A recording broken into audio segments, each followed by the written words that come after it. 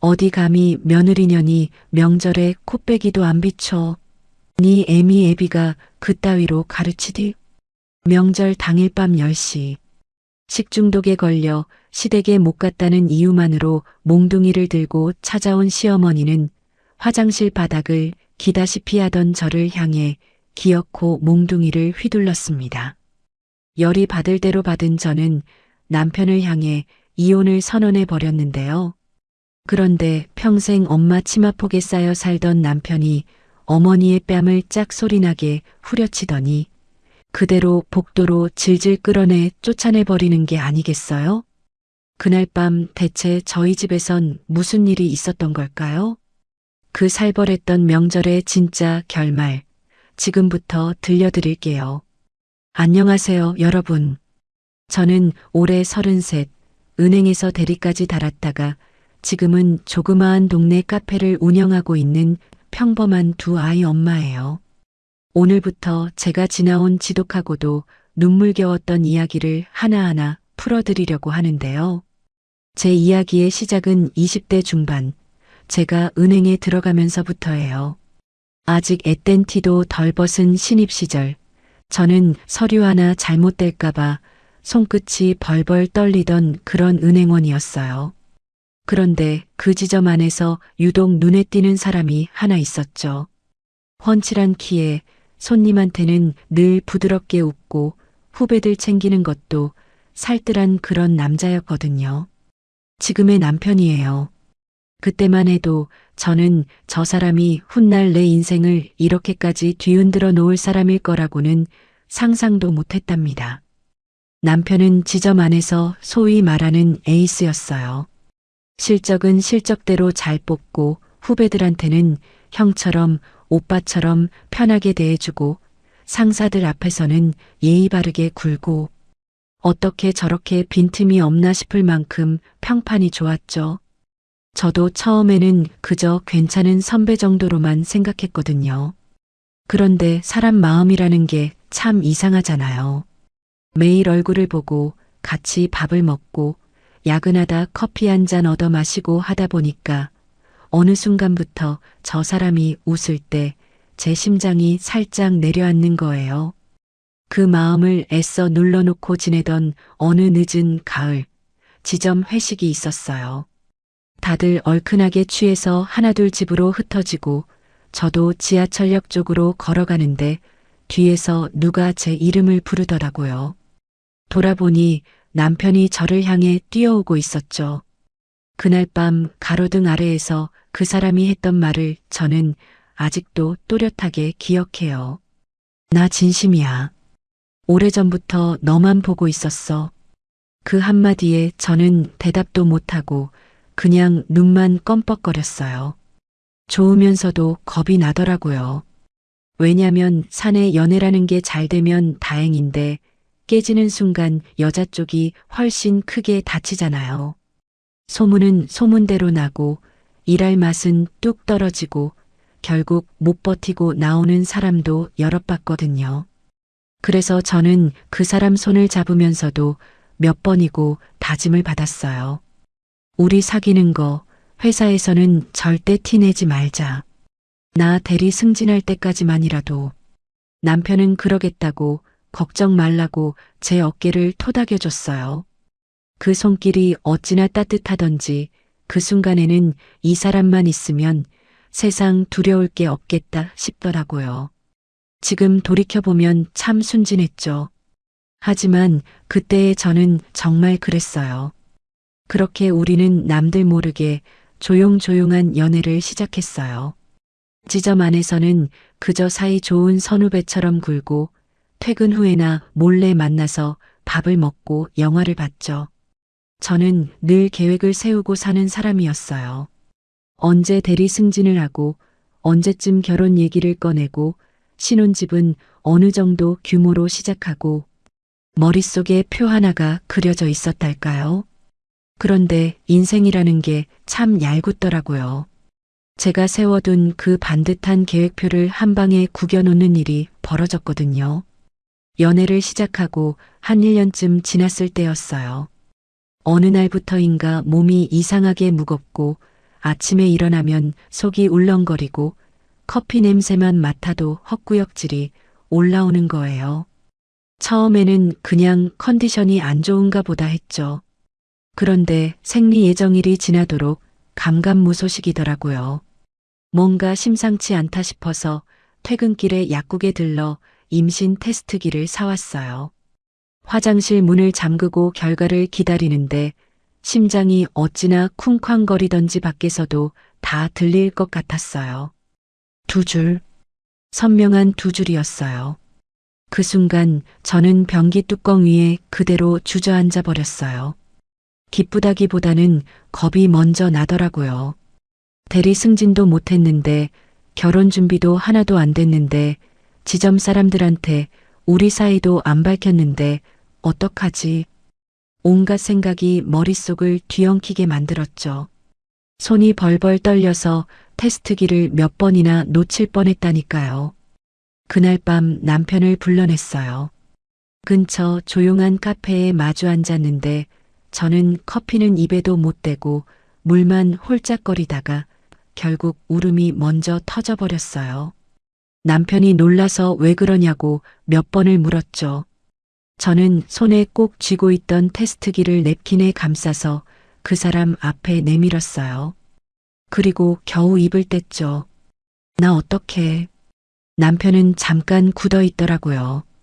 저는 그 사람이 놀라거나 부담스러워하면 어쩌나, 혹시라도 얼굴빛이 어두워지면 어쩌나, 그 짧은 몇 초가 몇 시간처럼 느껴졌어요. 그런데 그 사람은 갑자기 제 손을 두 손으로 꼭 감싸주더니 활짝 웃는 거예요. 잘 됐네. 걱정하지 마. 결혼하면 되지. 그 말을 듣는 순간 저는 다시 눈물이 쏟아졌어요. 이번엔 다른 결의 눈물이었죠. 이 사람이라면 정말 믿어도 되겠구나. 내가 사람 하나는 제대로 봤구나 싶더라고요. 그 사람은 그날 밤 내내 제 등을 쓸어주면서 내일이라도 당장 양가에 인사드리러 가자고 결혼 준비 서두르자고 저를 다독여줬어요. 그 손길이 어찌나 든든하던지 그때 저는 이 사람이 세상에서 제일 다정한 남자라고 믿어 의심치 않았답니다. 문제는 시간이었어요. 뱃속 아이는 하루가 다르게 자라는데 결혼식은 준비하려면 최소 반년은 잡아야 하잖아요. 저희한테 주어진 시간은 딱 5달이었어요. 그 짧은 안에 상견례하고 예식장 잡고 신혼집 알아보고 혼수까지 다 마쳐야 했으니 정말 눈코 뜰 새가 없었죠. 저는 배가 조금씩 불러오는 몸으로 이 웨딩홀 저 웨딩홀 뛰어다녔어요. 발이 퉁퉁 붓고 허리는 끊어질 것 같고 밤에는 입덧으로 화장실을 들락거리느라 잠도 제대로 못 자기 일쑤였죠. 그때 저를 살린 게 시어머니였어요. 지금 이 말을 하려니 입이 참 쓴데요. 그때만 해도 저는 정말로 그렇게 느꼈어요. 시어머니는 평생 살림만 하신 평범한 전업주부셨는데 아들 결혼시킨다고 어디서 그 큰 돈을 마련해 오셨는지 저희 앞에 통장을 하나 턱 내미시는 거예요. 2억 5천만 원. 10년을 아끼고 모아서 장남 결혼 자금으로 준비해 두셨다는 그 돈이었죠. 저는 그 통장을 받아들고 손이 다 떨렸어요. 살면서 그렇게 큰 돈을 눈앞에서 본 적이 없었거든요. 시어머니는 제 손을 꼭 잡으시더니 이렇게 말씀하시더라고요. 우리 며느라기 몸도 무거운데 얼마나 고생이 많니? 이 돈으로 좋은 집 얻어서 우리 아들이랑 예쁘게 살아라. 그 말씀에 저는 그 자리에서 눈물이 핑 돌았답니다. 세상에 이런 시어머니가 다 계시나 싶었어요. 저희 친정도 넉넉한 편이 아니어서 마음이 무거웠는데 시댁에서 이렇게까지 마음을 써주시니 어깨가 절로 가벼워지더라고요. 저는 속으로 몇 번이고 다짐했어요. 이 은혜 평생 잊지 말고 어머님 잘 모시자.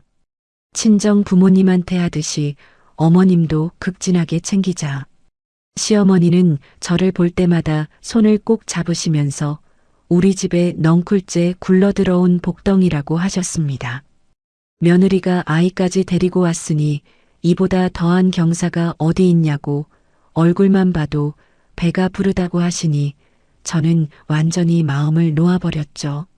아, 이 집에 시집 가면 정말 사랑받고 살겠구나. 남편도 다정하지, 어머님도 따뜻하시지. 나는 참 복도 많은 사람이구나. 그렇게 저는 시어머니를 향한 경계라는 걸 아예 마음속에서 지워버렸답니다. 친정에서도 없는 살림에 보태주시고 저희가 대출도 조금 끼고 시어머니가 주신 돈까지 합치니까 서울 외곽에 제법 그럴싸한 신혼집이 마련됐어요. 볕이 잘 드는 남양 아파트였는데 창문을 활짝 열면 바람에 커튼이 살랑거리는 게 그렇게 예쁠 수가 없었죠. 저는 배를 쓰다듬으면서 텅 빈 거실을 한참 바라봤어요. 여기에 아기 침대를 놓고 저기에 소파를 두고 저 창가에는 화분을 몇 개 올려야지. 그런 상상만으로도 하루가 어떻게 가는지 모를 정도로 행복했거든요. 결혼식 날 저는 푸른 배를 조심스레 감싸고 웨딩드레스를 입었어요. 거울 앞에 서서 저를 바라보는데 눈물이 그렁그렁 맺히더라고요. 그 순간까지도 저는 정말로 믿었어요. 이 사람이랑 이 아이랑 그리고 저를 복덩이라 불러주시는 어머님이랑 우리 이렇게 오순도순 잘 살 거라고, 남부러울 것 하나 없이 행복할 거라고 정말 그렇게만 알았답니다. 결혼식을 올리고 신혼여행에서 돌아왔을 때만 해도 저는 여전히 구름 위를 걷는 기분이었어요. 배는 점점 더 불러오고 남편은 퇴근하면 곧장 집으로 달려와 제 발을 주물러주고 시어머니는 하루가 멀다 하고 전화를 걸어 뭐 먹고 싶은 건 없냐, 몸은 좀 어떠냐 살뜰히 챙겨주셨거든요. 이 정도면 텔레비전에 나오는 이상적인 시댁이 따로 없다 싶었죠. 저는 그 분위기에 완전히 젖어서 시댁이라는 단어가 주는 그 미묘한 무게감을 잠시 잊고 살았답니다. 그런데 결혼식 후 첫 시댁 방문 날 저는 아주 작은 위화감을 느꼈어요. 지금 생각하면 그게 첫 신호였는데 그때는 그냥 어른들 애정 표현이 좀 유별나신가 보다 하고 넘겼죠. 명절도 아니고 그냥 주말이었는데 시어머니가 아들 온다고 아침부터 부엌에서 진수성찬을 차리셨거든요. 갈치조림에 갈비찜에 잡채에 상다리가 휘어질 지경이었어요. 저는 그저 감사한 마음으로 앉아서 수저를 들었죠. 그런데 시어머니가 자리에 앉으시자마자 하시는 행동이 좀 이상했어요. 다 큰 30 넘은 아들 밥그릇 위에다가 당신이 손수 갈치살을 발라서 얹어주시는 거예요. 가시 하나 없이 곱게 발라서 살점만 살살 얹어주시는 그 모습이 저는 참 낯설게 느껴지더라고요. 저희 친정에서는 상상도 못할 풍경이었거든요. 저는 젓가락을 쥔 채로 잠깐 그 광경을 멍하니 바라봤어요. 남편은 그게 익숙한지 아무 말 없이 받아먹더라고요. 오히려 어머니가 발라주시는 걸 당연하게 여기는 눈치였죠. 저는 애써 미소를 지으며 밥을 먹었지만 속으로는 마음이 조금 복잡했어요. 저 사람이 어릴 때부터 저렇게 대접받고 자랐구나. 나는 이 집에서 어떤 자리에 앉게 되는 걸까? 아주 잠깐 그런 생각이 스쳤답니다. 그런데 그때만 해도 저는 그저 시어머니가 아들을 각별히 아끼시는 정도로만 여겼어요. 세상 어느 엄마가 아들 안 예뻐하겠나 하고요. 그 위화감이 서서히 형체를 갖추기 시작한 건 첫째 형님의 결혼 이야기를 들은 뒤부터였어요. 남편이 아직 미혼이던 시절에 이미 결혼하신 손윗동서였는데요. 저보다 3살 정도 위셨고 성격이 참 조용하고 얌전한 분이셨거든요. 어느 날 시댁 거실에서 형님이랑 단둘이 커피를 마시게 됐는데 무심코 결혼 준비 얘기가 나왔어요.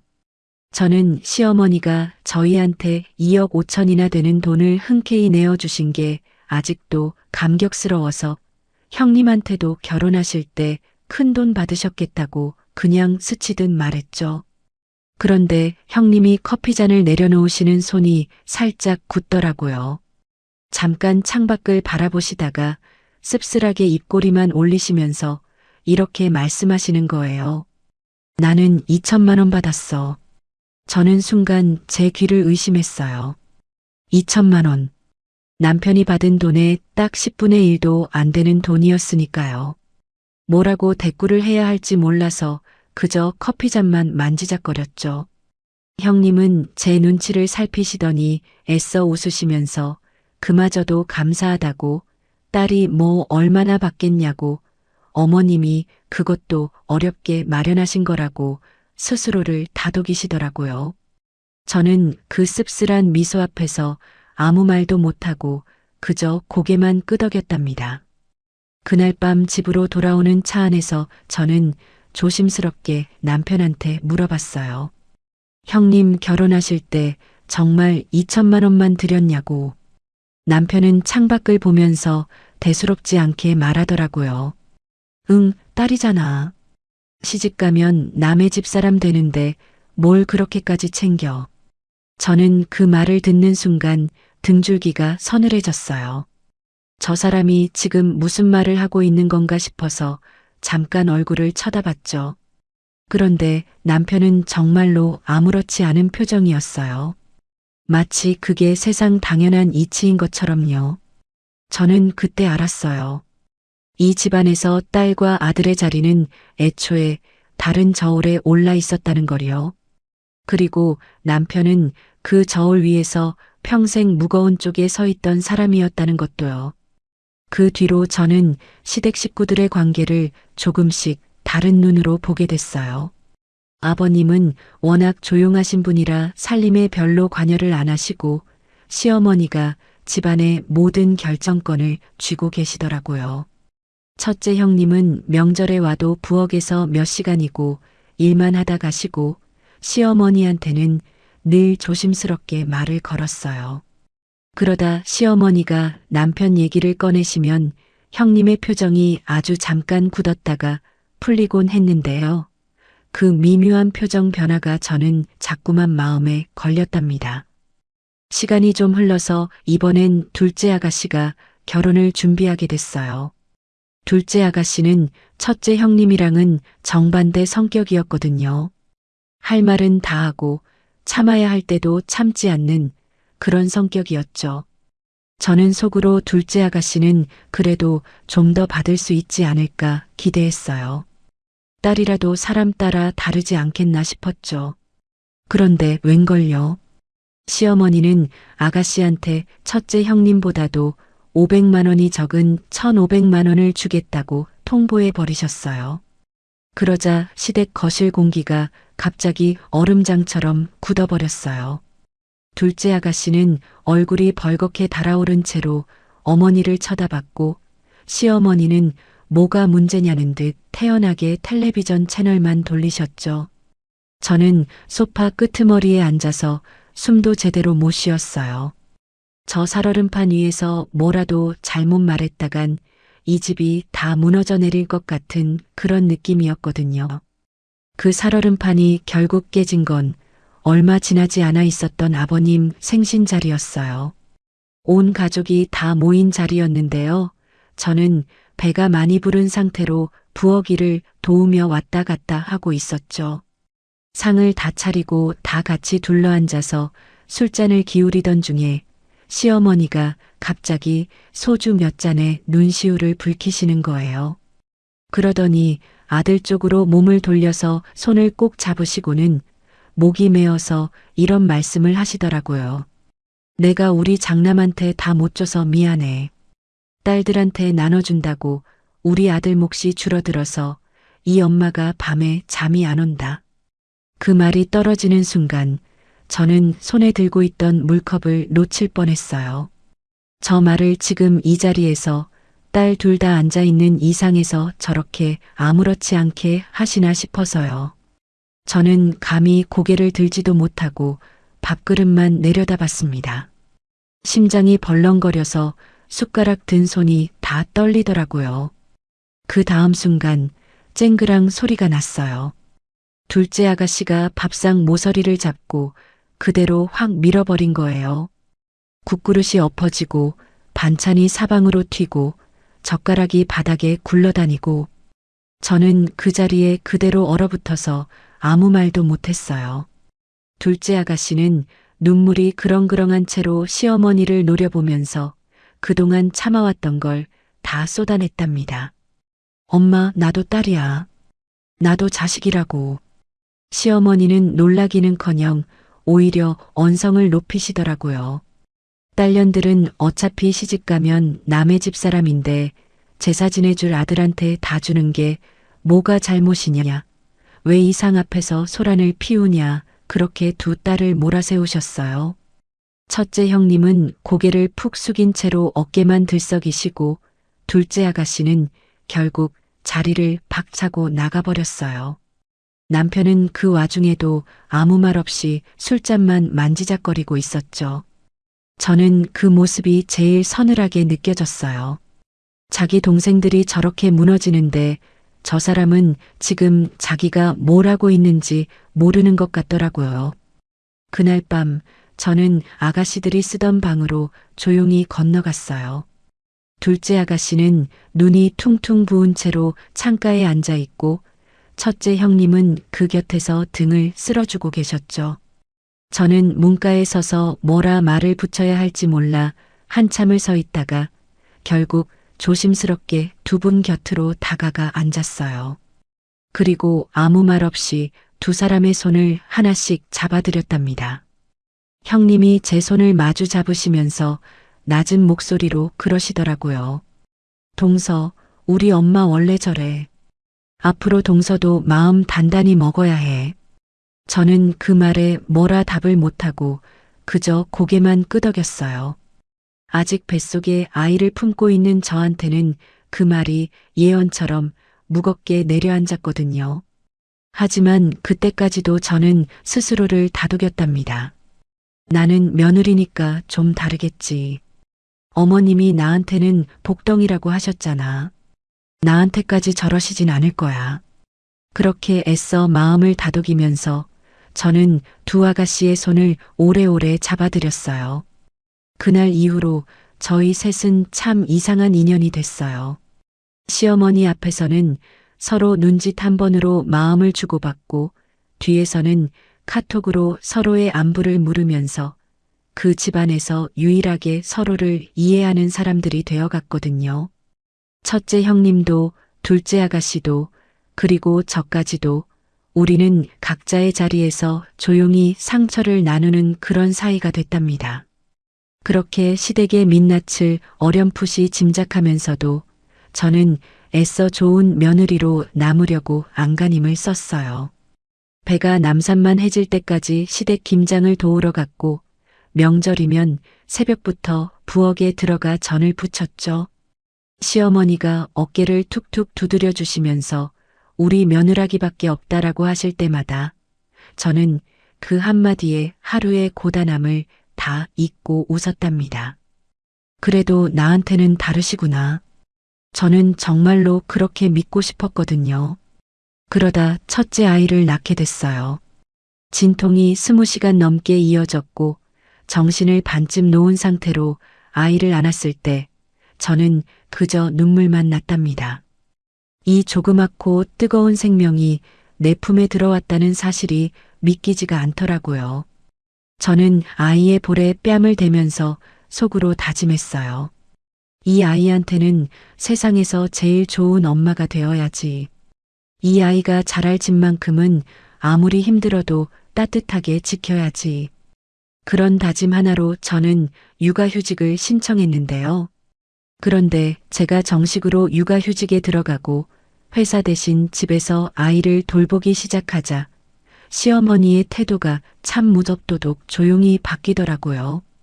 그 변화는 어느 날 갑자기 왔다기보다 물이 조금씩 데워지듯이 서서히 왔거든요.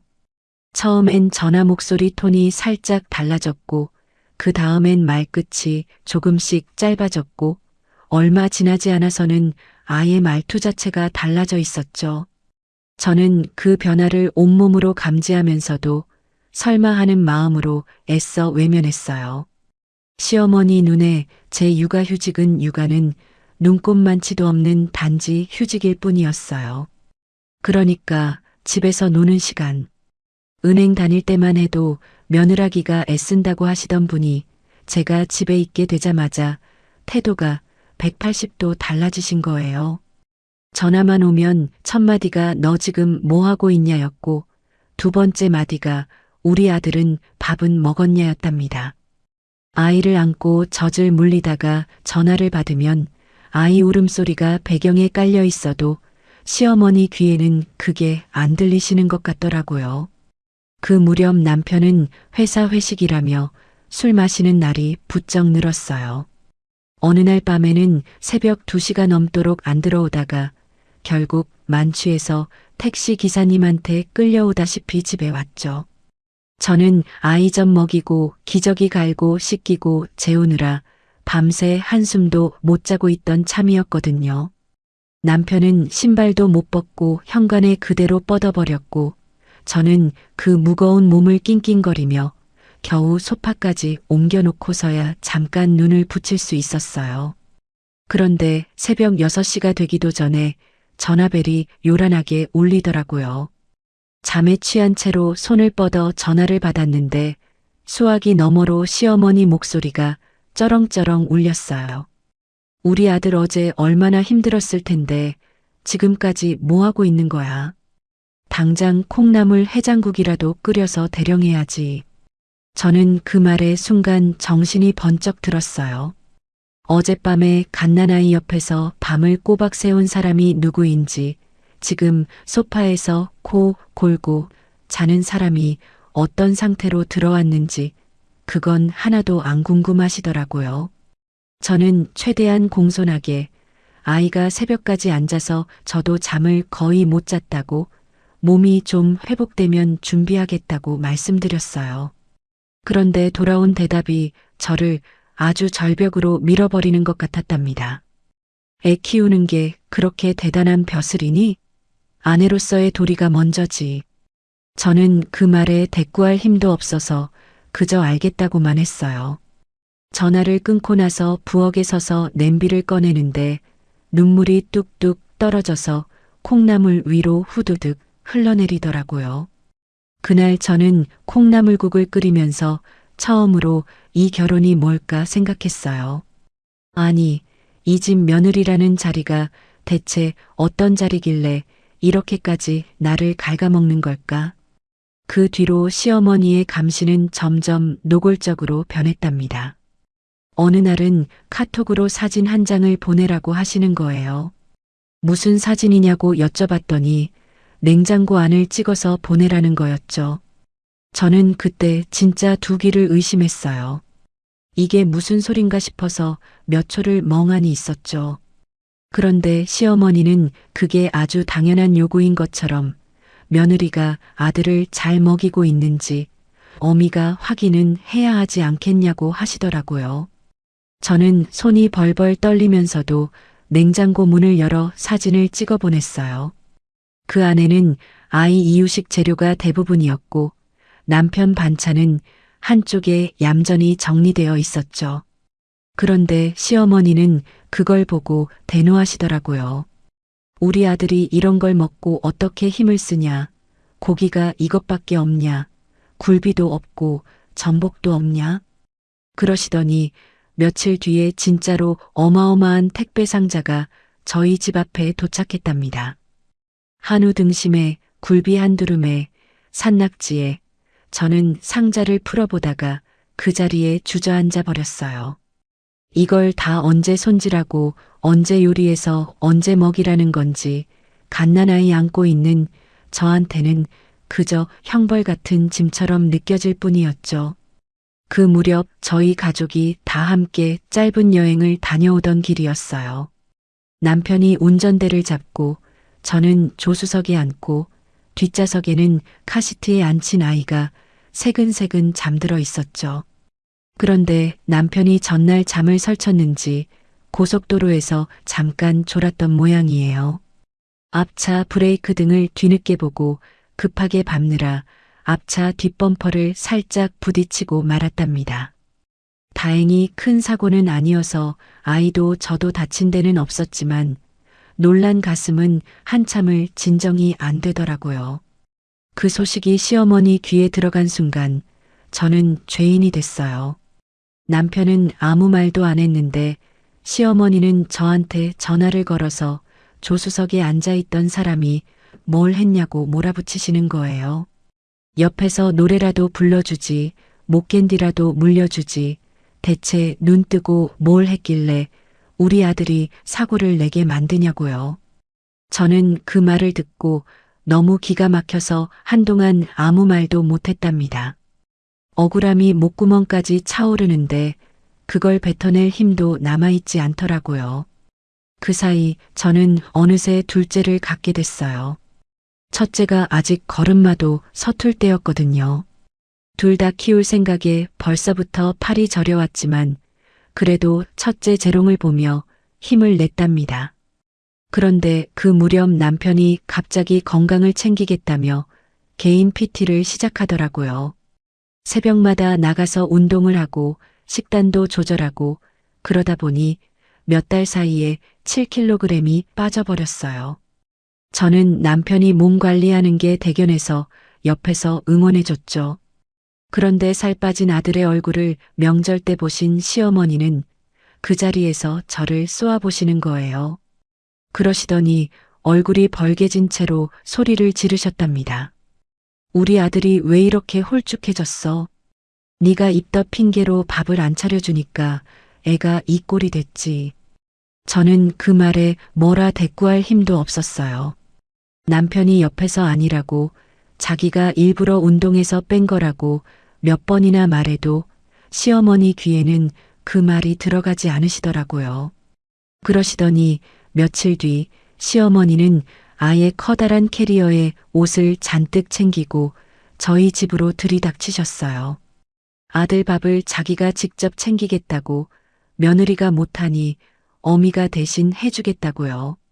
현관문을 열고 들어서시는 시어머니를 보면서 저는 그 자리에 그대로 무너져 내렸답니다. 무거운 몸으로 첫째를 안고 이 좁은 집에 시어머니까지 들여앉히고 살아야 한다는 사실이 저를 완전히 짓눌렀거든요. 저는 그날 밤 화장실에 들어가 문을 잠그고 소리 죽여 울었어요. 이러다가 내가 진짜 어떻게 되겠구나 싶은 두려움이 처음으로 저를 덮쳤답니다. 그날 밤 저는 남편을 안방으로 조용히 불러앉혔어요.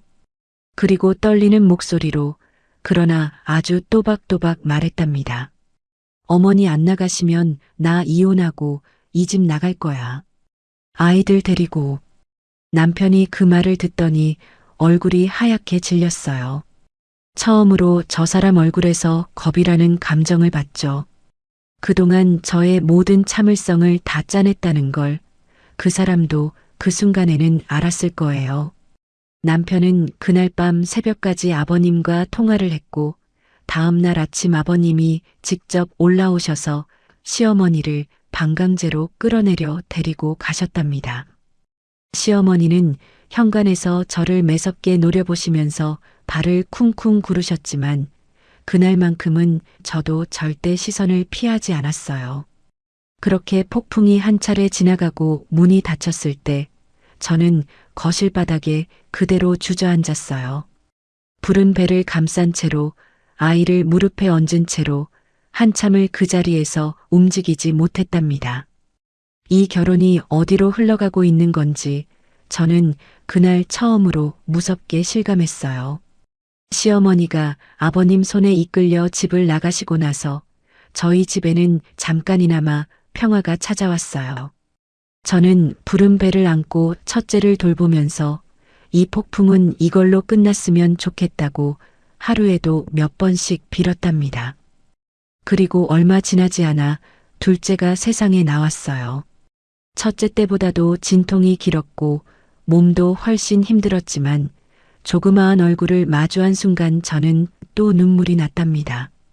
이 아이 둘을 지키려면 나는 정말 단단해져야겠구나. 산후조리원 침대에 누워서 저는 그 다짐만 되뇌었죠. 산후조리원에서 나와서 몸이 아직 다 회복되지도 않은 그 무렵에 남편이 제 등에 아주 서늘한 비수를 꽂았어요. 저는 지금도 그 사건을 떠올리면 명치 어딘가가 얼얼해진답니다. 배신이라는 감정이 사람 몸에 이렇게까지 물리적으로 남을 수 있구나 싶을 만큼요. 그날은 아주 평범한 오후였어요. 첫째는 낮잠을 자고 있었고 둘째는 제 품에서 젖을 물다가 스르륵 잠들었죠. 저는 겨우 아이를 눕히고 소파에 몸을 파묻은 채로 한숨을 돌리고 있었는데 그때 인터폰이 울렸어요. 아파트 관리사무소에서 온 연락이었죠. 무슨 일인가 싶어서 조심스럽게 받았더니 저쪽에서 아주 사무적인 목소리로 이러시더라고요. 사모님, 새로 등록해 주신 차량 번호가 서류에 잘못 기재된 것 같아서요. 다시 확인 부탁드립니다. 저는 그 말을 듣고 잠깐 멍했어요. 새로 등록한 차량. 우리 집에는 그동안 몰던 국산 중형차 한 대뿐이었거든요. 저는 뭔가 착오가 있으신 것 같다고 저희는 차를 새로 산 적이 없다고 조심스럽게 말씀드렸죠. 그런데 관리사무소 직원분이 잠시 침묵하시더니 아주 조심스러운 목소리로 다시 확인해 주시는 거예요. 며칠 전 남편분께서 직접 오셔서 새 차량을 등록하고 가셨다고요. 외제차라고요. 수화기를 든 제 손이 아주 천천히 굳어갔어요. 저는 아무 말도 못하고 다시 확인해보고 연락드리겠다고 말씀드리고 전화를 끊었죠. 그리고 그 자리에 그대로 앉아서 한참을 창밖만 바라봤답니다. 소파에 앉아 있는데 다리에 힘이 하나도 안 들어가더라고요. 저는 떨리는 손으로 남편한테 카톡을 보냈어요. 우리 차 새로 샀어? 한참 뒤에 답이 왔어요. 짧게 딱 한 줄이었죠. 응. 저녁에 얘기하자.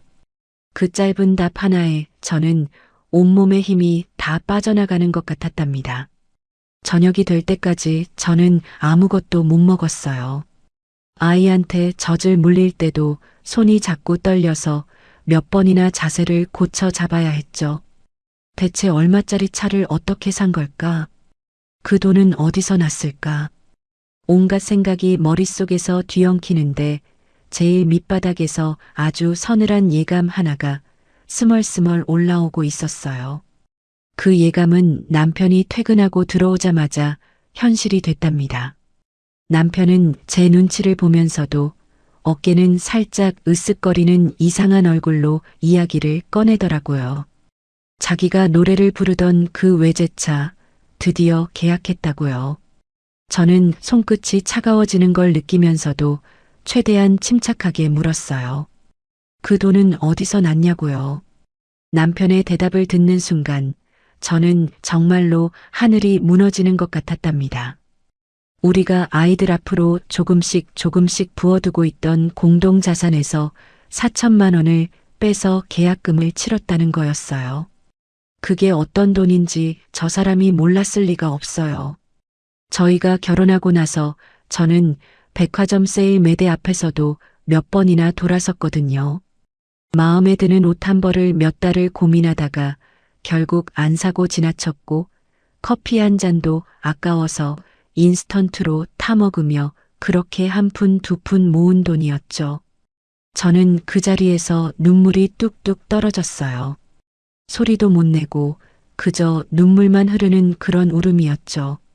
남편은 그런 저를 보고도 미안하다는 말은 한마디도 안 하고 오히려 제 눈치를 살피면서 이런 말을 하더라고요. 애들 유치원 들어가면 기 살려줘야지. 아빠 차가 그래도 뭐 좀 있어 보이는 게 낫잖아. 저는 그 말을 듣는 순간 어이가 없어서 웃음이 나올 뻔했어요. 갓난쟁이 둘째가 아직 100일도 안 지났는데 무슨 유치원을 벌써 걱정하고 있는 건지, 그게 지금 이 상황을 정당화할 수 있는 이유인 건지 저는 저 사람이 정말 저희 남편이 맞나 싶었답니다. 저는 눈물을 겨우 훔치고 목이 잠긴 채로 말했어요. 그 돈이 어떤 돈인지 몰라서 그래. 나 옷 한 벌 못 사고 화장품 하나 못 바꾸고 그렇게 모은 돈이야. 상의 한마디도 안 하고 어떻게 그럴 수가 있어. 그때 남편이 저한테 뱉은 말을 저는 아마 죽을 때까지 못 잊을 것 같아요. 그 사람은 넥타이를 풀면서 아주 심드렁한 얼굴로 이렇게 말했거든요. 너 애들 낳고 나서 마인드가 왜 이렇게 구질구질해졌어? 구질구질. 그 네 글자가 제 귀에 박히는 순간 저는 그동안 이 사람 옆에서 감내해 온 모든 시간이 한꺼번에 저를 짓눌러 오는 것 같았어요. 배가 아파도 참고 밥을 차렸던 시간, 밤을 새워 아이를 재우면서도 다음날 시어머니 전화를 받아야 했던 시간, 냉장고 사진을 찍어 보내면서 눈물을 삼켰던 시간, 남편의 사고를 저의 잘못으로 뒤집었었던 시간. 그 모든 게 이 사람 눈에는 구질구질한 여자의 궁상이었던 거예요. 저는 그 자리에서 몸을 일으켰어요. 무슨 정신이었는지 지금도 잘 기억이 안 나요. 그저 이 집에서 저 사람이랑 한 공기를 나눠 쉬고 있는 게 견딜 수가 없었거든요. 저는 안방으로 들어가서 아이들 짐과 제 옷 몇 벌을 대충 챙겼어요. 두 아이의 기저귀와 분유통을 가방에 쑤셔 넣고 첫째를 안고 둘째를 아기띠에 메고 그렇게 저는 그날 밤 친정으로 갔답니다. 친정 부모님은 저를 보시고 아무것도 묻지 않으셨어요. 그저 아이들부터 받아 안으시고 저를 안방으로 이끄시더니 이불부터 펴주셨죠. 친정엄마는 제 손에 따뜻한 유자차 한 잔을 쥐어주시면서 낮은 목소리로 말씀하셨어요. 천천히 얘기해. 엄마 아빠 다 여기 있으니까. 저는 그제야 그동안 참았던 울음이 터져 나왔답니다. 어른 앞에서 그렇게 소리내서 울어본 게 얼마만이었는지 모르겠어요. 부모님은 그저 제 등을 쓸어주시면서 아무 말도 안 하셨죠. 그런데 딱 그때 제 휴대전화가 요란하게 울리기 시작했어요. 발신자에는 어머님이라고 떠 있었답니다. 저는 손을 벌벌 떨면서 전화를 받았어요. 그런데 인사할 틈도 없이 수화기 너머에서 시어머니의 고함이 쩌렁쩌렁 울려 나왔거든요. 야, 이 발칙한 거사. 내 아들이 자기가 번 돈자기가 쓰겠다는데 그게 무슨 죄야. 어디서 감히 남편 두고 짐을 싸서 나가? 친정엄마가 그 목소리를 듣고 눈빛이 순식간에 달라지시더라고요. 엄마는 조용히 저한테서 휴대전화를 가져가시더니 스피커폰 버튼을 눌러 아버지 앞에 놓으셨어요. 그리고 아주 차분한 그러나 서슬퍼런 목소리로 시어머니께 말씀하셨답니다. 사돈, 지금 뭐라고 하셨어요? 시어머니는 그 목소리를 듣고도 물러설 기미가 없으셨어요.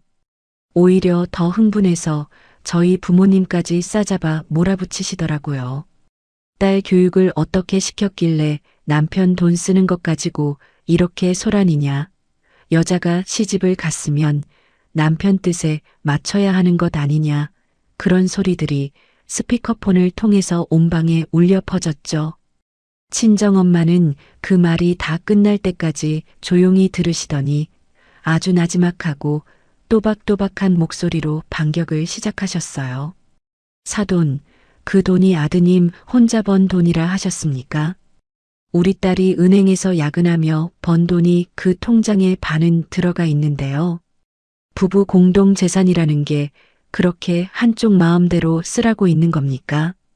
그리고 사돈딸 교육 이야기 하시는데 우리 집은 딸을 남의 집 하녀로 키우지 않았습니다. 저는 그 광경을 옆에서 지켜보면서 어깨가 들썩거렸어요. 그동안 시어머니의 목소리 앞에서 아무 말도 못하고 고개만 숙이던 며느리라는 자리가 그날 처음으로 뭉그러졌거든요. 엄마가 저 대신 그동안의 울분을 다 터뜨려 주시는 그 순간 저는 소리 없이 그 자리에 무너져 내리면서 얼굴을 두 손에 파묻었답니다. 이제 저는 더 이상 예전의 저로 돌아갈 수 없다는 걸 그날 밤 저는 아주 분명하게 알았거든요. 그날 밤 친정엄마의 스피커폰 반격이 끝나고 저는 방바닥에 그대로 앉은 채로 한참을 멍하니 있었어요. 시어머니는 뭐라 더 큰 소리를 지르시다가 결국 씩씩거리며 전화를 끊으셨는데 그 뚝 하고 끊긴 소리가 어찌나 시원하게 들리던지요. 저는 엄마 어깨에 얼굴을 파묻고 한참을 흐느꼈고 아빠는 아무 말 없이 제 손등을 툭툭 두드려 주셨답니다. 그때 저는 결심했어요. 이제 나도 더 이상 착한 며느리로만 살지 않겠다고요. 다음 날 아침 저는 눈이 퉁퉁 부은 채로 일어나 앉았어요. 새벽에도 몇 번을 뒤척였는지 몸이 무겁고 머리도 지끈거렸는데 이상하게 마음속에는 한 가지 문장만 또렷하게 남아 있더라고요. 구질구질하다는 그 세 글자. 저는 이불을 걷어차고 일어나면서 속으로 되뇌었어요. 그래, 얼마나 구질구질하지 않게 살 수 있는지 나도 한번 해보자.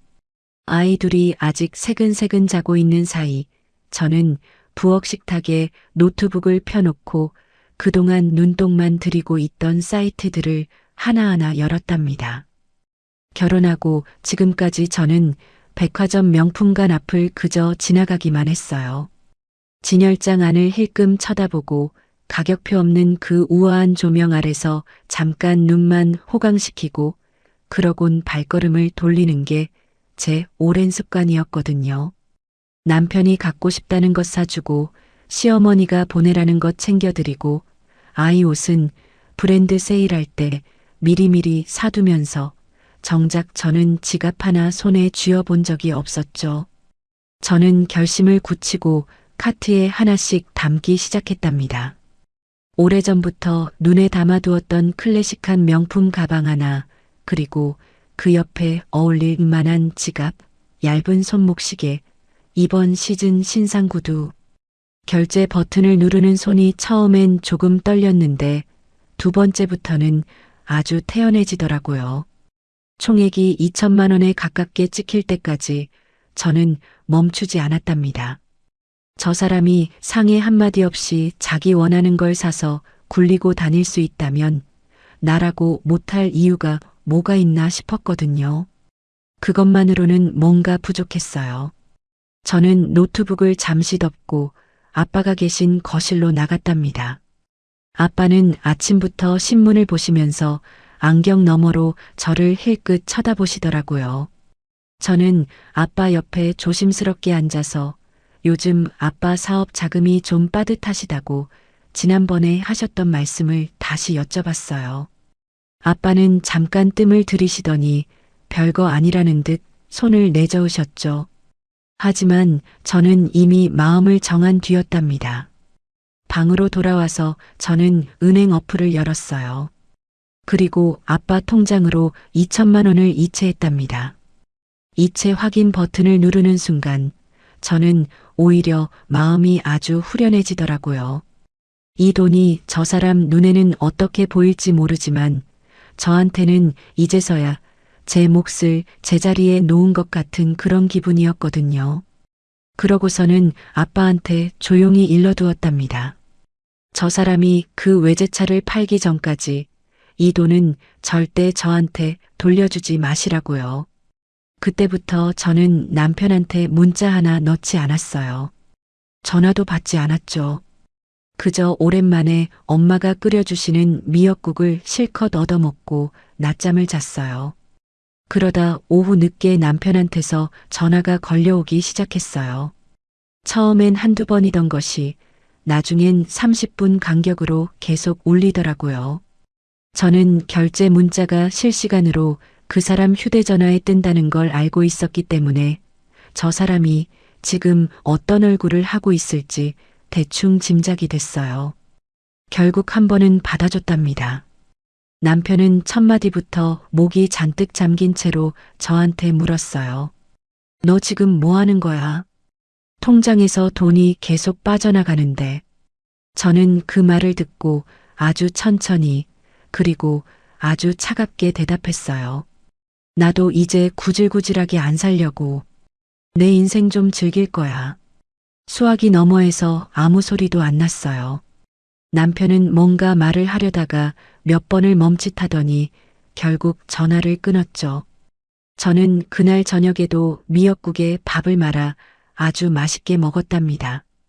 그렇게 며칠이 지나고 주말이 됐어요. 아이들이 아빠를 계속 찾기도 했고 이 일을 어떻게든 매듭은 지어야 했기 때문에 저는 두 아이를 데리고 우리 집으로 돌아가기로 마음먹었답니다. 엘리베이터에서 내려 현관 앞에 서는데 이상하게 등골이 서늘하더라고요. 그 예감은 틀리지 않았어요. 도어록 번호를 누르고 문을 열자 그 안에서 저를 기다리고 있던 사람은 남편이 아니었어요. 시어머니셨답니다. 거실 소파에 앉아 계시던 시어머니는 저를 보자마자 자리에서 벌떡 일어나셨어요. 얼굴은 이미 벌겋게 달아올라 있었고 손끝은 부들부들 떨리고 계셨죠. 저는 아이 둘을 얼른 안쪽 방으로 들여보내고 조용히 현관 앞에 섰답니다. 시어머니는 저를 위아래로 훑어보시더니 손가락으로 저를 찌르듯이 겨누셨어요. 너 그 돈 당장 내놔. 우리 아들 돈, 네 친정에 가져다 처박았다며. 네가 도둑년이지 뭐야. 도둑년. 그 세 글자가 저한테 날아오는 순간 저는 오히려 아주 침착해지더라고요.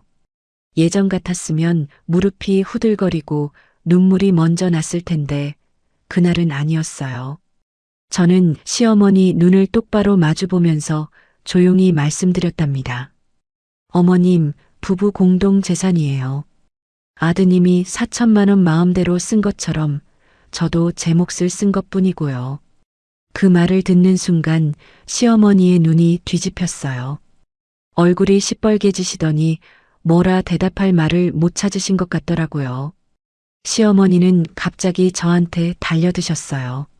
저는 순간 반사적으로 뒤로 물러섰지만 좁은 현관에서 피할 곳이 어디 있겠어요. 시어머니는 제 머리채를 왈칵 움켜쥐시더니 그대로 벽에 저를 밀어붙이셨답니다. 머리카락이 뽑히는 듯한 통증에 저는 비명도 못 지르고 숨만 헐떡였어요. 시어머니의 손톱이 제 얼굴을 죽죽 긁고 지나가는 게 느껴지더라고요. 목덜미에는 뜨끈한 무언가가 흐르는 것 같았고 뺨은 화끈거려서 감각이 없어질 지경이었죠. 저는 안쪽 방문 너머에서 아이들이 울음을 터뜨리는 소리를 들으면서 겨우 시어머니의 손을 뿌리쳤답니다. 그리고 저는 그 자리에서 아주 결정적인 행동을 하나 했어요. 벌벌 떨리는 손으로 주머니에서 휴대전화를 꺼내 112를 눌렀거든요. 시어머니는 그걸 보시고도 처음엔 콧방귀를 뀌셨어요. 며느리가 시어머니를 어디 감히 신고를 하냐면서 저 애가 미쳤다면서 손사래를 치셨죠. 저는 아무 말 없이 통화 연결이 된 뒤 아주 또박또박 말씀드렸답니다. 지금 시어머니한테 폭행을 당했어요. 얼굴에서 피가 나고 있어요. 시어머니의 얼굴이 그제야 흑빛으로 변했어요. 그러나 이미 늦었죠. 얼마 지나지 않아 남편이 헐레벌떡 뛰어들어왔고 그 뒤로 경찰 두 분이 뒤따라 들어오셨거든요. 남편은 제 얼굴에 난 상처를 보더니 얼굴이 하얗게 질렸어요. 시어머니는 그제서야 상황을 파악하시고 갑자기 아들 앞에 무릎을 꿇으시더라고요. 아들을 붙잡고 살려달라. 어미가 잠깐 정신을 놨다. 저러시면서 눈물을 뚝뚝 흘리셨답니다. 남편도 제 앞에 무릎을 꿇었어요. 넥타이도 삐뚤어진 채로 이마를 바닥에 대다시피 하면서 저한테 빌기 시작했죠. 한 번만, 정말 한 번만 봐달라고요. 어머니가 나이가 있으셔서 그런 거라고 자기가 앞으로 무슨 짓을 해서라도 다 갚겠다고요. 저는 그 두 사람을 내려다보면서 이상하게 마음이 아주 차분해졌어요.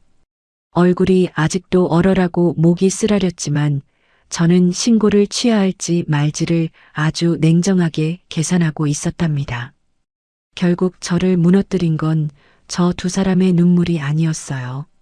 안쪽 방문 틈으로 삐죽이 나와서 이 광경을 지켜보고 있던 첫째 아이의 겁먹은 눈이었죠. 저 어린 것 눈에 엄마가 할머니를 경찰차에 태워보내는 장면이 평생 남는다는 게 저는 그 순간 견딜 수가 없더라고요. 저는 이를 악물고 피눈물을 삼키면서 경찰관 앞에서 아주 낮은 목소리로 말씀드렸어요. 이번만은 취하하겠다고요. 대신 시어머니께 다시는 저희 집 근처에 얼씬도 하지 마시라고 못을 박아달라고요. 시어머니는 경찰관들 앞에서는 연신 고개를 조아리셨지만 저와 눈이 마주치는 그 짧은 순간에는 아주 서늘한 눈빛을 보내셨답니다. 저는 그 눈빛을 보면서 알았어요. 절대 이걸로 끝난 게 아니라는 걸요. 그런데 이상하게도 그 뒤로 시어머니는 아주 조용해지셨답니다. 전화 한 통 없고 문자 하나 없고 명절 인사도 아예 뚝 끊기셨죠. 아마 경찰이 다녀간 그 광경이 시어머니한테도 꽤 큰 충격이었나 봐요.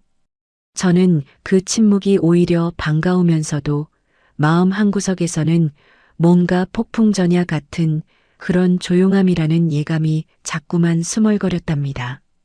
그 무렵 남편도 아주 달라졌어요. 퇴근하면 곧장 집으로 와서 아이 목욕을 시키고 주말이면 첫째를 유아차에 태워 놀이터에 나갔다 왔죠. 설거지도 곧잘하고 빨래도 개어주고 밤에는 둘째 분유도 자기가 타오겠다며 부엌으로 갔어요.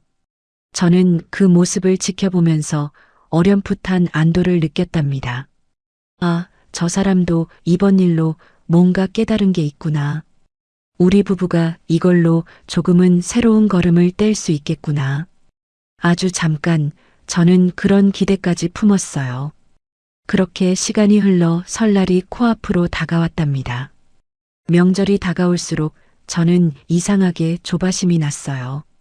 시어머니가 아무리 조용하시다 해도 명절이라는 이 관문을 어떻게 넘길지가 걱정이었거든요. 그러던 어느 날 저는 오랜만에 대학 시절 친구들이랑 저녁 자리를 갖게 됐답니다. 애 낳고 나서 얼굴 한 번 못 본 친구들이었는데 마침 그날따라 남편이 일찍 들어와서 아이들을 봐준다고 하길래 오랜만에 신나게 나간 자리였죠. 친구들이 예약해둔 곳이 굴 요리 전문점이었어요. 겨울이라 굴이 제일 맛있을 때라며 다들 신이 나 있었죠. 커다란 냄비에 굴찜이 통째로 올라왔는데 저는 오랜만에 외출이 반가워서 친구들이랑 술 한 잔씩 기울이면서 굴을 몇 개나 집어 먹었는지 모르겠어요. 얘기하다 웃다 하다 보니 시간 가는 줄도 몰랐죠. 그날 밤 집으로 돌아올 때만 해도 저는 정말 오랜만에 마음이 가볍고 발걸음이 개운했답니다. 그런데 새벽부터 사달이 났어요. 배가 아주 심하게 뒤틀리기 시작하더니 저는 화장실을 기어다니다시피 해야 했답니다. 알고 보니 그 굴에 노로바이러스가 있었던 모양이더라고요. 다음날 친구 하나한테 연락이 왔는데 그 자리에 있던 사람들 절반이 다 알아누웠다는 거예요. 뭘 먹기만 하면 그대로 다 개워냈고 물 한 모금도 넘어가지가 않았답니다. 몸에 힘이 하나도 없어서 침대에서 화장실까지 가는 그 짧은 거리도 벽을 짚어가며 겨우 이동했거든요. 남편이 죽을 사왔지만 저는 몇 숟갈 뜨지도 못하고 다시 변기 앞으로 달려갔죠. 명절 아침이 밝았을 때 저는 이불 밖으로 손 하나 뻗기도 힘든 상태였답니다. 남편이 침대 옆에 앉아서 제 얼굴을 살피더니 걱정이 가득한 얼굴로 이렇게 말했어요. 이 몸으로 집에 어떻게 가? 애들만 데리고 잠깐 다녀올게. 얼굴만 비치고 바로 올 테니까 푹 쉬어. 저는 그 말에 잠깐 망설였지만 사실 몸이 정말 움직여지지가 않았답니다. 저는 힘없이 고개를 끄덕였고 남편은 첫째와 둘째를 챙겨서 시댁으로 떠났어요.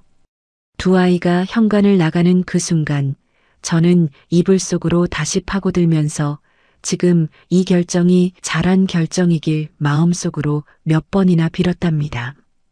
혼자 남은 집은 정말 무서울 만큼 조용했어요. 시계 초침 소리만 째깍째깍 거실을 채웠고 저는 식은 땀을 흘리면서 얕은 잠에 들었다가 깨기를 반복했죠. 그렇게 하루가 가고 저녁이 지나고 밤 10시가 다 되어갈 무렵이었답니다.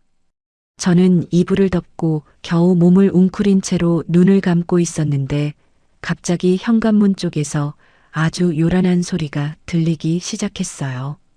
쾅, 쾅, 쾅. 문을 부술 것처럼 두드리는 소리였어요.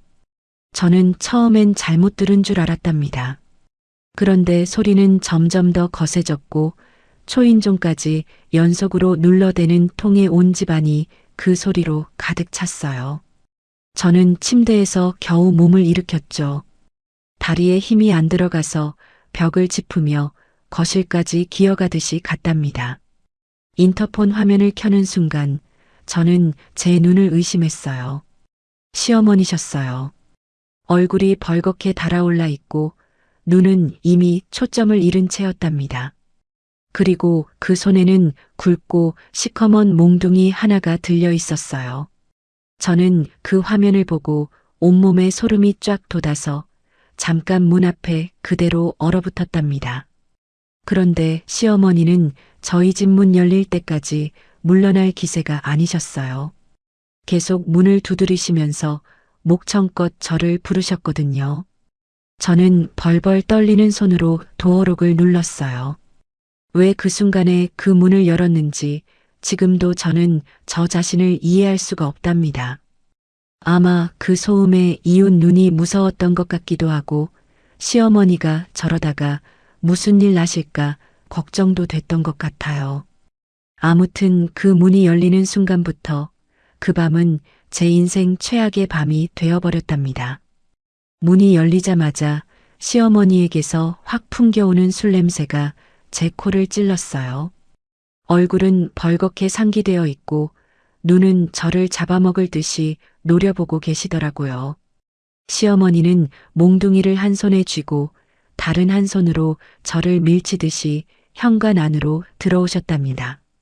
저는 이미 힘이 하나도 없는 상태여서 그 밀침 한 번에 그대로 벽에 부딪혔어요. 어디 며느리년이 명절에 코빼기도 안 비춰. 시어머니의 고함이 온 집안을 뒤흔들었어요. 저는 벽을 짚고 겨우 서 있는 상태로 목소리조차 나오지 않았답니다. 네 애미 애비가 그따위로 가르치디. 어디서 시어미를 우습게 봐. 저희 부모님까지 짓밟는 그 말이 제 귀에 박히는 순간 저는 이를 악물었답니다. 뭐라도 반박하고 싶었지만 목구멍에서 아무 소리도 안 나왔죠. 그런데 시어머니는 제 반응 따위 기다리지도 않으셨어요. 그저 손에 든 몽둥이를 번쩍 치켜드시더니 그대로 제 어깨를 향해 내리치셨거든요. 퍽! 그런 소리가 났답니다. 사람 몸에서 그런 소리가 난다는 걸 저는 그날 처음 알았어요. 어깨뼈가 부서지는 것 같은 통증이 온몸을 관통했고 저는 비명도 제대로 못 지른 채로 그 자리에 무너져 내렸답니다. 그런데 시어머니는 거기서 멈추지 않으셨어요. 쓰러진 제 등을 향해 다시 한번, 또 한 번 몽둥이가 내리꽂혔거든요. 저는 새우처럼 몸을 웅크리고 두 팔로 머리를 감쌌어요. 몸이 얼마나 부실했는지 통증조차도 어느 순간 무뎌지더라고요. 저는 그저 이 사람이 지금 나를 죽이려고 하는구나. 그 생각 하나에 온 정신이 매달려 있었답니다. 아이 둘의 얼굴이 눈앞에 아른거리는데 목소리는 안 나오고 눈물만 뚝뚝 떨어졌어요. 그때였답니다. 현관 밖에서 아주 다급한 발소리가 들리더니 열려있던 문이 벌컥 젖혀졌어요. 남편이었죠. 시어머니가 자기 몰래 집을 나서신 걸 뒤늦게 알고 무슨 예감이 들었는지 헐레벌떡 저희 집으로 달려온 거였답니다. 남편이 문 안으로 들어서던 그 짧은 순간 그 사람의 시야에 뭐가 담겼는지 저는 지금도 생생하게 상상이 가요. 몽둥이를 치켜든 어머니, 바닥에 웅크린 채 떨고 있는 아내, 그리고 여전히 쏟아지고 있는 어머니의 폭언까지요. 남편이 그 자리에서 그대로 굳어버렸어요. 딱 3초 정도였을까요? 저는 그 사람 얼굴이 아주 천천히, 그러나 완전히 다른 사람 얼굴로 바뀌는 걸 봤답니다. 눈이 뒤집힌다는 표현이 그때만큼 정확한 순간은 제 인생에 다시 없을 거예요. 그 사람은 어릴 때부터 어머니 치마폭에 쌓여 살던 그 아들이 아니었어요. 그 순간만큼은 무언가에 홀린 짐승처럼 어머니한테 달려들었거든요. 짝! 아주 크고 매서운 소리가 났답니다. 남편의 손이 시어머니의 뺨을 후려친 소리였어요. 시어머니는 뺨을 붙잡고 뒤로 몇 걸음 휘청거리셨죠. 남편은 거기서 멈추지 않았어요. 시어머니 손에 들려있던 몽둥이를 그대로 낚아채더니 문 밖 복도 저 멀리 있는 힘껏 던져버렸답니다. 그러고는 시어머니의 팔을 낚아채고 그대로 현관 밖으로 질질 끌어내기 시작했어요. 시어머니는 그 손을 뿌리치려고 하시면서 아들의 이름을 부르셨답니다. 몇 번이고 부르셨지만 남편은 그 목소리에 단 한 번도 대답하지 않았죠. 그저 이를 악문 채로 어머니를 복도 저 끝까지 끌고 나갔답니다. 그리고 아주 매몰차게 어머니의 등을 밀어버리고는 뒤도 돌아보지 않고 문을 닫아버렸어요. 문이 쾅 닫히는 소리가 온 집을 흔들었고 그제서야 참았던 울음이 터져 나왔어요. 온몸이 부서지는 것 같은 통증과 지금 이 순간 벌어진 모든 일이 저를 한꺼번에 짓눌러 와서 저는 그 자리에서 아이처럼 엉엉 울었답니다.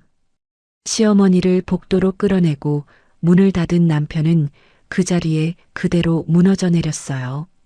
저는 여전히 바닥에 웅크린 채로 고개를 들지 못하고 있었는데 남편이 저한테 다가와서는 저를 아주 조심스럽게 부둥켜 안더라고요. 그 사람 어깨가 심하게 들썩거렸어요. 남편이 우는 걸 저는 그날 처음 봤답니다.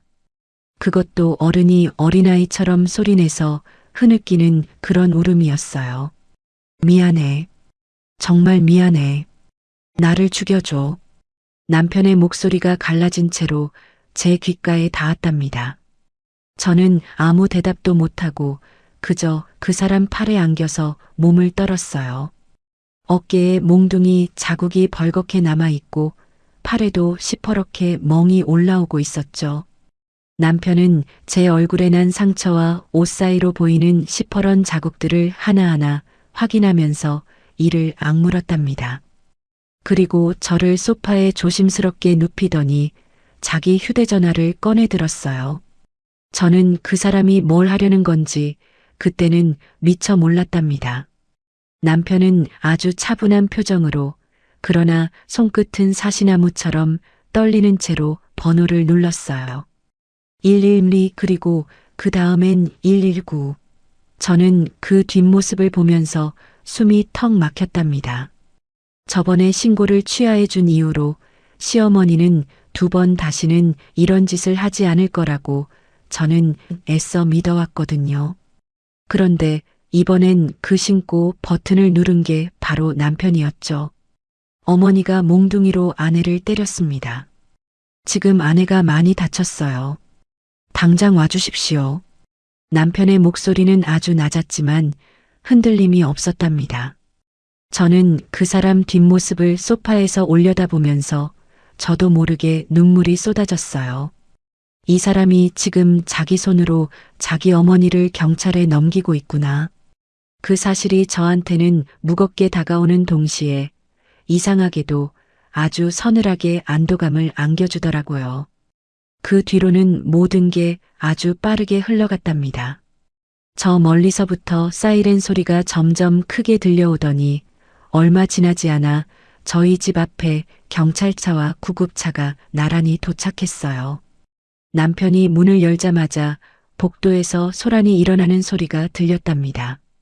시어머니가 아직 그 근처를 벗어나지 못하고 계셨던 거예요. 아니, 정확히는 아들이 자기를 다시 부르러 나올 줄 알고 계단참에 앉아서 기다리고 계셨더라고요. 하지만 시어머니를 반기는 건 아들이 아니라 경찰이었죠. 시어머니는 그 순간 상황을 이해하지 못하시고 처음엔 뭐라 언성을 높이셨답니다. 그런데 경찰관 한 분이 복도에 굴러다니고 있던 그 굵은 몽둥이를 조심스럽게 증거로 수거하시고 다른 한 분이 시어머니께 폭행 신고가 들어왔다고 말씀드리는 순간 시어머니의 얼굴이 새하얗게 변하더라고요. 시어머니는 다급하게 아들을 찾으셨어요. 아들 이름을 부르면서 억울하다고 며느리가 자기를 몰아세워서 그런 거라고 목이 터져라 소리치셨답니다. 그런데 그때 남편이 현관에서 걸어 나왔어요. 저는 소파에 누운 채로 열린 문틈으로 그 광경을 다 지켜보고 있었죠. 남편은 어머니와 눈이 마주친 그 순간에도 표정 하나 흔들리지 않았답니다. 오히려 아주 담담한 목소리로 담당 경찰관 앞에서 이렇게 말했거든요. 제가 신고한 사람입니다. 저 사람이 흉기로 제 아내를 폭행한 걸 제가 직접 목격했습니다. 시어머니는 그 말을 듣는 순간 그 자리에 그대로 주저앉으실 뻔했어요. 두 눈이 뒤집힌 채로 아들을 쳐다보시면서 어떻게 네가 나한테 이럴 수 있냐고 어머니가 세상에 한 명뿐인데 네가 나를 팔아넘기냐고 오열하셨답니다. 그런데 남편은 그 눈물 앞에서도 눈 하나 깜빡이지 않았어요. 저는 소파 위에서 이 광경을 지켜보면서 이제 정말로 이 집이 예전으로는 못 돌아가겠구나 싶었답니다. 경찰관들이 시어머니께 수갑을 채우던 그 순간 시어머니는 마지막까지 몸부림을 치셨어요. 며느리가 다 꾸민 짓이라고 저 애가 아들을 홀렸다고 저는 억울하다고요. 그런데 담당 경찰관은 이미 벽에 걸린 CCTV 흔적과 바닥의 몽둥이 그리고 제 몸에 남은 상처를 다 확인한 뒤였답니다. 시어머니는 그렇게 현행범으로 체포되어 경찰차 뒷좌석에 태워지셨어요. 저는 곧이어 구급대원들의 부축을 받아들 것에 실렸답니다. 남편이 제 손을 꼭 잡고 구급차에 같이 올라탔어요. 응급실에 도착해서 저는 여러 가지 검사를 받았죠. 굶먹고 걸린 노로바이러스로 인한 탈수 증세부터 시작해서 어깨와 등에 남은 몽둥이, 자국까지 아주 꼼꼼히 사진을 찍고 진단을 받았답니다. 담당 선생님은 저를 진찰하시더니 아주 심각한 얼굴로 3주짜리 상에 진단서를 발급해 주시더라고요. 저는 그 종이를 받아드는 순간 손이 벌벌 떨렸어요. 이제 이건 그 어떤 변명으로도 덮을 수 없는 증거가 되어 있었거든요. 그날 밤 시어머니는 유치장에서 하룻밤을 보내셨답니다. 다음 날 아침부터 남편의 휴대전화가 계속 울리기 시작했어요. 시어머니가 얼마나 매달리셨는지 이번엔 아버님까지 전화를 걸어오시더라고요. 그런데 남편은 그 전화를 단 한 통도 받지 않았답니다. 아버님 번호는 그저 무음으로 두고 시어머니 번호는 아예 차단해버렸어요. 저는 병실 침대에 누운 채로 그 광경을 지켜보면서 저 사람이 정말로 마음을 굳혔구나 싶었답니다. 경찰서에서 조사를 받으러 오라는 연락이 왔을 때 남편은 저 대신 직접 나가서 진술을 하고 왔어요. 담당 형사분들 앞에서 남편이 어떤 말을 했는지 저는 나중에 남편이 병실에 돌아와서 아주 낮은 목소리로 알려줬답니다. 저 사람은 이제 제 어머니가 아니라 범죄자입니다. 전 오늘부로 천륜을 끊겠습니다. 그 이야기를 전해 듣는데 저는 뭐라 말을 못하고 그저 남편의 손을 잡고만 있었어요. 세상 어느 아들이 자기 어머니를 향해 저런 말을 뱉을 수 있을까요? 그런데 그 사람은 그렇게 했답니다. 저는 그 순간 이 사람 안에서 뭔가가 완전히 부서지고 다시 세워졌다는 걸 확실히 알았어요. 그날 저녁 남편이 병실로 서류 뭉치 하나를 들고 들어왔답니다. 두꺼운 봉투 안에서 꺼낸 서류들이 침대 위에 하나하나 펼쳐졌어요. 아파트명의 이전 서류, 각종 통장의 예금주 변경 신청서, 그리고 남편이 붓고 있던 보험과 연금의 수익자 변경 서류까지요. 남편은 그 서류들을 제 앞에 밀어놓으면서 이렇게 말했어요. 이 집 명의도 통장도 다 네 앞으로 돌릴게. 내가 무슨 말을 해도 지금은 안 믿길 거 아니까 이걸로 대신할게. 저는 그 종이들을 내려다보다가 눈물이 뚝뚝 떨어졌답니다. 사실 저는 몸이 회복되면 이혼 소장을 넣을 생각까지 마음속으로 준비하고 있었거든요. 저는 침대 옆 서랍장 안에 그동안 조용히 준비해 두었던 소장 초안을 꺼냈어요. 남편은 그걸 보고도 아무 말 없이 그저 저를 바라보기만 했답니다. 저는 그 종이를 한참 만지작거리다가 결국 두 손으로 그걸 반드시 찢어버렸어요. 친어머니를 자기 손으로 감옥에 보내고 전 재산까지 제 앞으로 돌리면서 저한테 매달리는 이 사람을 저는 도저히 외면할 수가 없더라고요. 저 사람이 지금 저를 위해서 어디까지 무너져 내렸는지 그 진심의 무게가 저한테 너무 무겁게 다가왔거든요. 저는 눈물을 훔치고 남편의 손을 잡았답니다. 그리고 아주 낮은 목소리로 말했어요. 이번 한 번만이야. 이번 한 번만 내가 다시 믿어볼게. 남편은 제 손을 잡고 병실 바닥에 그대로 무릎을 꿇었답니다. 그 사람의 어깨가 다시 한번 심하게 들썩거렸고 저는 그 등을 조용히 쓸어내려줬어요. 병실 창밖으로는 겨울 새벽의 푸른 빛이 스며들고 있었답니다. 시어머니의 재판은 아주 빠르게 진행됐어요. 경찰이 확보한 증거와 현장 사진, 그리고 3주짜리 상해, 진단서까지 아주 완벽하게 갖춰져 있었기 때문에 시어머니는 법의 심판을 피할 방법이 없었답니다. 남편은 저한테 아주 단호하게 말했어요.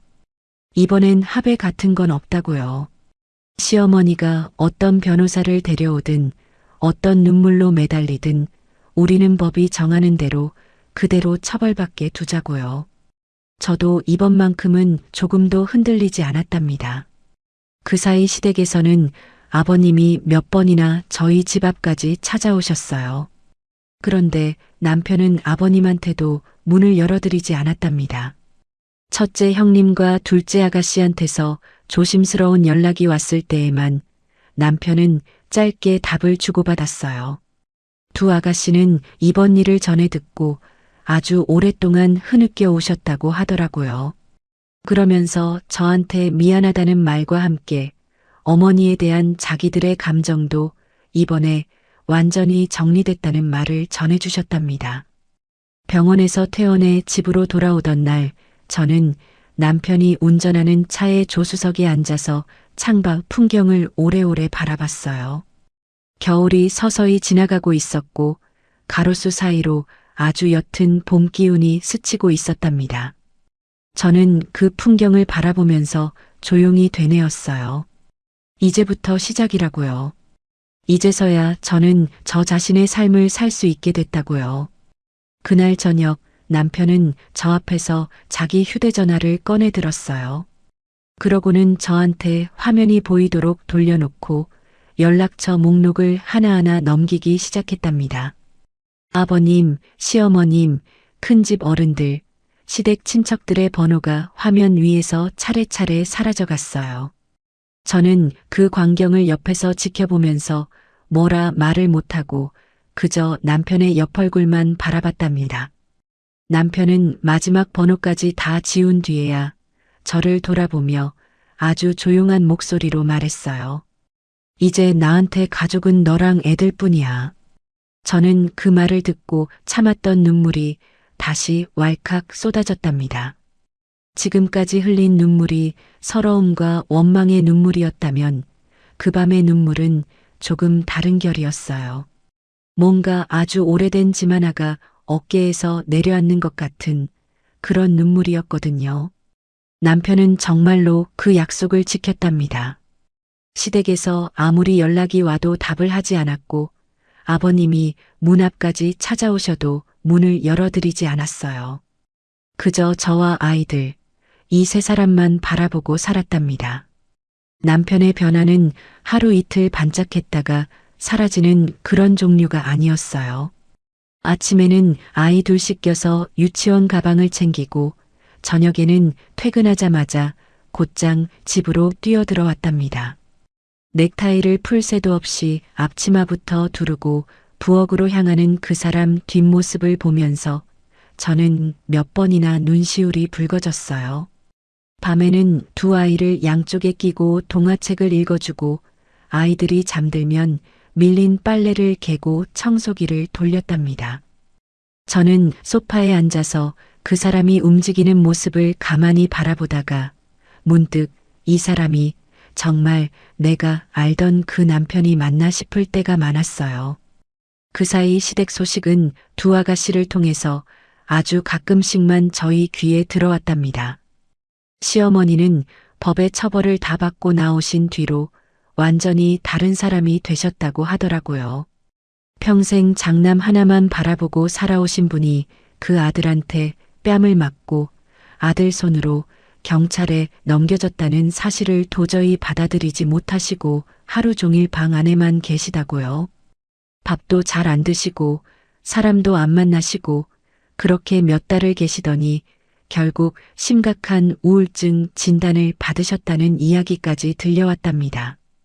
거기다 두 아가씨마저 이번 일을 겪으면서 마음을 완전히 접으셨어요. 그동안 참고 참아오던 그 오랜 차별의 세월이 이번 사건 하나로 다 터져나온 거였답니다. 첫째 형님은 명절이 되어도 시댁에 발걸음을 하지 않으셨고 둘째 아가씨는 아예 어머니 전화를 차단해 버리셨죠. 아버님은 그 사이에서 이러지도 저러지도 못하시고 그저 한숨만 내쉬셨다는 소식을 저는 그저 담담하게 전해 들었답니다. 안 됐다는 마음이 아주 잠깐 스치기도 했지만 저는 이내 마음을 다잡았어요. 저 사람들이 지금 겪고 있는 그 외로움은 오랜 세월 동안 스스로가 쌓아온 결과일 뿐이니까요. 그렇게 몇 달이 지나면서 저는 놀랄 만큼 빠르게 저 자신을 되찾아갔답니다. 그동안 시어머니의 눈치를 보느라 늘 굳어있던 어깨가 스르륵 풀렸고 밤마다 새우처럼 웅크리고 자던 잠버릇도 어느샌가 사라졌어요. 아침에 눈을 뜨면 오늘은 또 무슨 전화가 걸려오려나 하는 그 지긋지긋한 조바심이 어느 순간 흔적도 없이 사라져 있었답니다. 거울 앞에 서면 얼굴에 화색이 돌기 시작했고 살도 조금씩 붙어서 예전의 제 모습이 돌아오고 있더라고요. 그러면서 저는 은행 일에 대해서도 다시 생각하게 됐답니다. 사실 육아휴직 기간이 끝나면 다시 복직할 예정이었는데요. 몸이 회복되고 마음이 정리되니까 이상하게 그 자리로 돌아가고 싶은 마음이 하나도 안 들더라고요.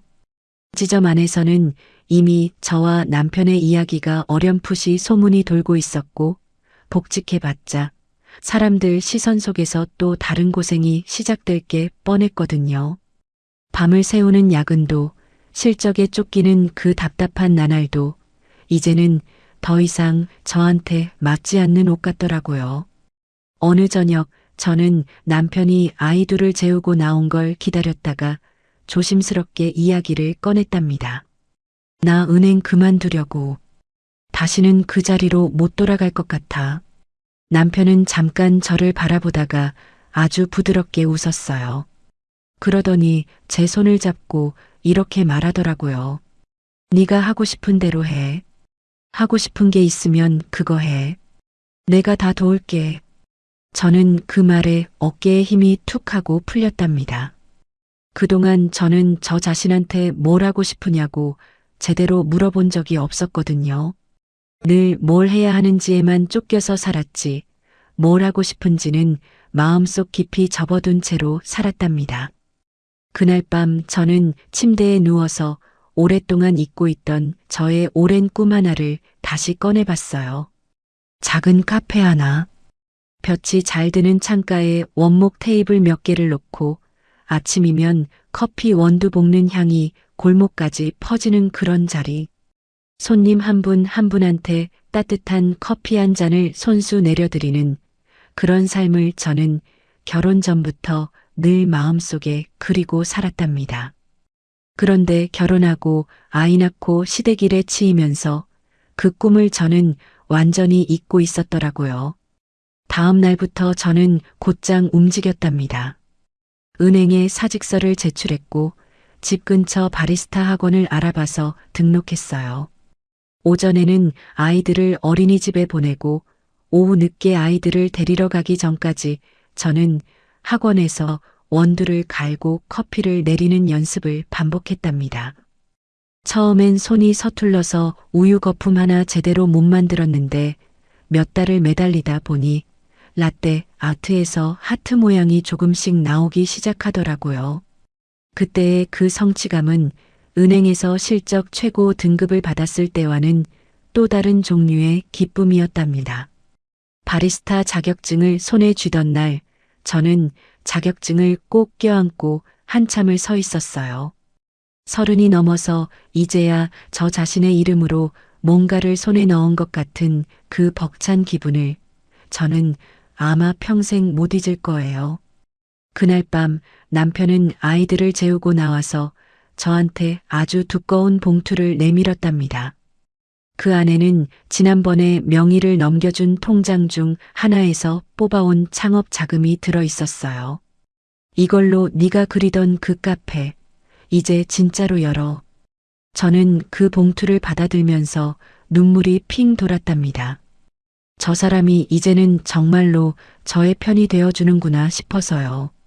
저는 그 자금과 저의 퇴직금을 탈탈 털어서 집 근처 골목 안쪽에 아주 예쁜 자리 하나를 계약했답니다. 볕이 잘 드는 남향창을 가진 원목 냄새가 은은한 그런 공간이었어요. 인테리어 공사가 시작되는 날 저는 텅 빈 그 공간 한가운데에 서서 벽을 한번, 창문을 한번 쓰다듬어 봤답니다. 이제 여기가 저의 자리가 되겠구나 싶었거든요. 카페 오픈 날 아침, 남편은 저보다 먼저 일어나서 앞치마를 두르고 있었어요. 저는 그 모습을 보고 웃음이 났답니다. 오빠가 왜 앞치마를 메고 있어? 그러자 남편이 아주 능청스럽게 대답하더라고요. 오늘부터 나는 우리 사장님 밑에서 일하는 서빙 직원이야. 잘 부탁드립니다, 사장님. 저는 그 말에 웃음이 터졌답니다.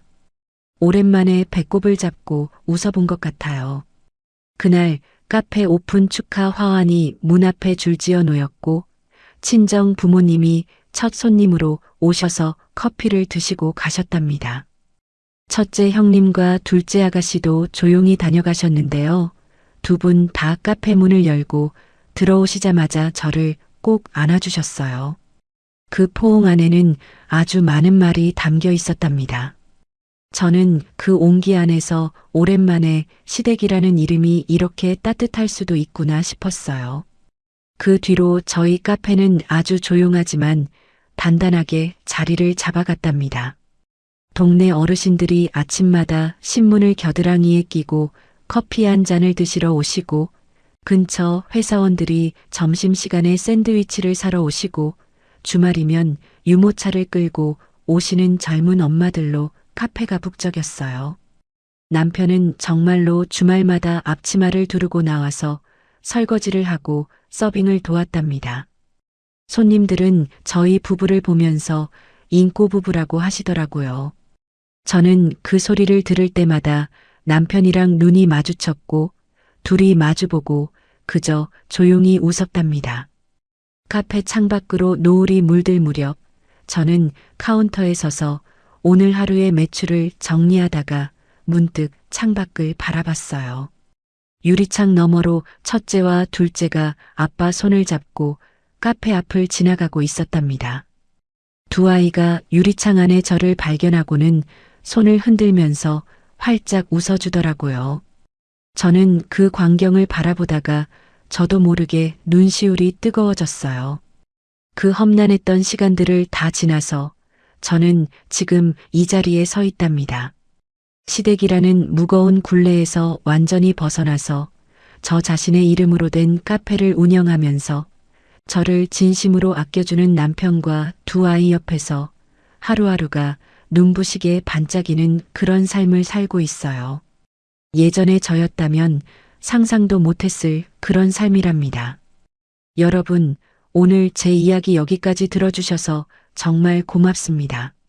저처럼 지금 답답한 자리에 계신 분들이 계시다면 부디 자신을 놓지 마세요.